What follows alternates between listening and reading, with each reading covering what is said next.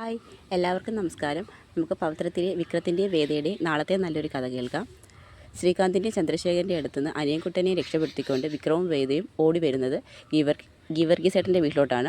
അവിടെ വെച്ചിട്ട് അവിടെ നടന്ന കാര്യങ്ങളെല്ലാം ഗീവർഗീസിനോടും മേരിക്കുട്ടിയോടും വിക്രവും വേദയും പറയുന്നുണ്ട്. അവർ വലിയൊരു അപകടത്തിലാണെന്ന് മനസ്സിലാക്കുന്ന ഗീവർഗീസ് പറയുന്നു, ഞാൻ എത്രയും പെട്ടെന്ന് പള്ളിയിൽ ചെന്ന് അച്ഛനോട് വിവരങ്ങൾ പറയാം. ഈ സമയത്ത് നിങ്ങളെ രക്ഷിക്കാൻ അച്ഛന് മാത്രമേ പറ്റത്തുള്ളൂ എന്ന് പറയും. ഞങ്ങൾ വരുന്നത് വരെ നിങ്ങൾ വീട്ടിനകത്ത് കതകടച്ചിരിക്കണം, ആര് വന്നാലും കതക് തുറക്കല്ലെന്ന് പറയും. അങ്ങനെ അവർ വിക്രത്തിനെയും വേദയും വീട്ടിനകത്താക്കി കതവ് പുറത്തുനിന്ന് പൂട്ടി അവർ നേരെ പള്ളിയിലോട്ട് പോവുകയാണ്. വിക്രത്തിനെയും വേദയെ അന്വേഷിച്ച് ജോബിയും ഗുണ്ടകളും ആ തേയിലക്കാട്ടിൽ നടക്കൂടെ നടന്നെങ്കിലും അവരെ കണ്ടെത്താൻ കഴിയുന്നില്ല. അതിനുശേഷം അവരൊരു ചായക്കടയിൽ വന്ന് ചായ കുടിക്കുന്നുണ്ട്.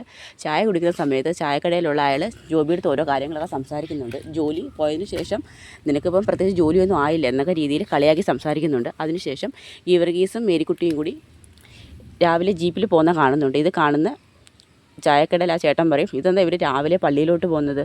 സാധാരണ ഇവിടെ വന്നൊരു ചായയും കുടിച്ചിട്ടല്ലേ അവർ പോകാറുള്ളൂ എന്ന് പറയുന്നുണ്ട്. അപ്പോഴത്തേക്ക് ജോബിക്ക് മനസ്സിലാവും മിക്കവാറും മേരിക്കുട്ടിയുടെ വീട്ടിൽ തന്നെ കാണുമെന്ന്. അങ്ങനെ അവരവിടെ ചെന്നിട്ട് വിക്രത്തെയും വേദയും അവരവിടെ ചെന്ന് പിടിച്ച് കൊണ്ടുപോവുകയാണ്. ഒരു മലയുടെ മുകളിൽ ഒരു മരത്തിൻ്റെ പിടിച്ച് കെട്ടിയിട്ടിട്ടുണ്ട്. അതിനുശേഷം വിക്രത്തെ നല്ലോണം ശ്രീകാന്തും ഗുണ്ടകളും ചേർന്ന് അടിക്കുകയാണ്. വേദയെ പിടിച്ച് ബലകാര്യമായി അവിടെ കെട്ടിയിട്ടിട്ടുണ്ട്. വേദ നല്ല രീതിയിൽ കിടന്ന് കരയൊക്കെ ചെയ്യുന്നുണ്ട്. പക്ഷേ ഒരു കാരണവശാലും വിക്രത്തെ അവർ ഉപദ്രവിക്കുന്നത് നിർത്തുന്നില്ല. പിന്നെ വിക്രം പറയുന്നുണ്ട്, എടാ നീയൊക്കെ ആണുങ്ങളാണെങ്കിൽ കെട്ടഴിച്ച് വിടറ, ഇല്ല കെട്ടഴിച്ചിട്ട് വേണം നിനക്ക് ഇവിടുന്ന് രക്ഷപ്പെടാനല്ലേ എന്നൊക്കെ പറയുന്നുണ്ട്. അതിനുശേഷം ശ്രീകാന്തിൻ്റെ കയ്യിലൊരു മുദ്രപത്രം ഇരിപ്പുണ്ട്. അതിനകത്ത് വേദയ്ക്ക് മുത്തശ്ശൻ എഴുതി കൊടുത്ത കമ്പനിയുടെ മേജർ ഷെയർ ശ്രീകാന്തിന് എഴുതി കൊടുക്കണം എന്ന രീതിയിലുള്ള മുദ്രപത്രമാണ് കയ്യിരിക്കുന്നത്. അതിനുവേണ്ടിയാണ് ശ്രീകാന്ത് വേദയെ കെട്ടിയിട്ടിരിക്കുന്നത്. വേദയെടുത്തോടെ നീ ഈ പേപ്പർ ഒപ്പിടാൻ പറയും. പക്ഷേ വേദ പറയും, ഇല്ല ഞാൻ ഒപ്പിടത്തില്ല, ആ കമ്പനിയുടെ അവകാശം നിങ്ങൾക്ക് ഞാൻ ഒരു കാരണവശാലും തരത്തില്ല, ഇനി അതിൻ്റെ അവകാശികൾ ഞാനും ദീപ്തി മാത്രമായിരിക്കുമെന്ന് പറയും. നിങ്ങൾ ഇതിനു വേണ്ടിയല്ലേ ഈ ക്രൂരകൃത്യം മൊത്തം ചെയ്തു, സ്വന്തം സഹോദരിയാണെന്ന് പോലും നോക്കാതെ നിങ്ങൾ ഇത്രയും പൈശാചികമായ കൃത്യം ചെയ്തു എന്നൊക്കെ പറഞ്ഞുകൊണ്ട് വേദ നല്ല രീതിയിൽ ശ്രീകാന്തിനെ ദേഷ്യം പിടിപ്പിക്കുകയാണ്. പക്ഷേ വേദയും ശ്രീകാന്തും നല്ല രീതിയിൽ ഉപദ്രവിക്കുന്നുണ്ട്. എത്രയൊക്കെ ബലകാര്യമായി ശ്രമിച്ചിട്ടും വേദ ആ പേപ്പറിൽ ഒപ്പിടത്തില്ല. വിക്രം പറയുന്നുണ്ട്, വേദ നീ ഒരു കാരണവശാലും പേപ്പർ ഒപ്പിടത്തില്ലെന്ന്. വേദ ഒപ്പിടുന്നത് വരെ നല്ല രീതിയിൽ ശ്രീകാന്ത് വിക്രത്തെ ഉപദ്രവിക്കുന്നുണ്ട്. പക്ഷേ വിക്രം എത്ര ദേഹം നൊന്നിട്ട് പോലും ഒപ്പിടാൻ സമ്മതിക്കത്തില്ല. ശരി, അപ്പോൾ ചന്ദ്രശേഖരൻ പറയും, വിക്രത്തിനെ അടിച്ച് അവൾക്ക് നോവത്തില്ല, നീ ഒരു കാര്യം ചെയ്യ്, ഇവനെ നമുക്ക് കൊല്ലാമെന്ന് പറയും. അങ്ങനെ അനിയൻകുട്ടനെ ശരിക്കും ഉപദ്രവിക്കും ജോബിയും ഗുണ്ടകളും ചേർന്ന്.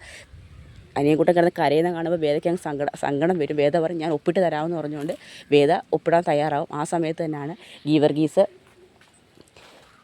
സേതുവിനെ കൂട്ടിക്കൊണ്ട് അങ്ങോട്ട് വരുന്നത്.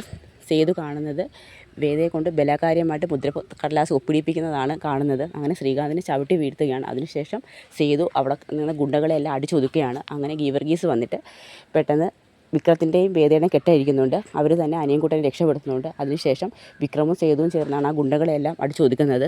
അതിൻ്റെ ഇടയ്ക്ക് വെച്ച് വിക്രം ഒരു മലയുടെ മുകളിൽ നിന്ന് താഴോട്ട് വീഴുന്നുണ്ട്.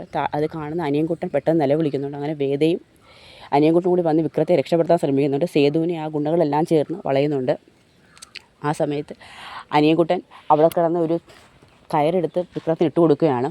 അത് കണ്ടുകൊണ്ടിരിക്കുന്ന ചന്ദ്രശേഖരൻ പെട്ടെന്ന് വന്ന് കയ്യിരിക്കുന്ന തോക്കുകൊണ്ട് അനിയൻകുട്ടനെ നേർക്ക് നിറയൊഴിക്കുകയാണ്. അനിയൻകുട്ടനെ വെടിവെക്കുന്ന കാണുന്ന വേദ ബോധം കെട്ട് വീഴുകയാണ്. അപ്പോഴത്തേക്ക് സേതു ഓടി വന്നിട്ട് സേതു വിക്രത്തിനെ രക്ഷപ്പെടുത്തുന്നുണ്ട്. അപ്പോഴത്തേക്ക് വിക്രം നോക്കുമ്പോഴത്തേക്ക് വിക്രം എങ്ങനെയെങ്കിലും വലിച്ച് വെടി കൊണ്ട് അനിയൻകുട്ടൻ വീഴുന്നത് കാണുന്ന വിക്രം ശക്തിയെ പ്രതിരോധിച്ചുകൊണ്ട് തന്നെ ആ മലയുടെ മുകളിൽ നിന്ന് സേതുവിൻ്റെ സഹായത്തോടു കൂടി മുകളിലോട്ട് കയറി വരുന്നുണ്ട്.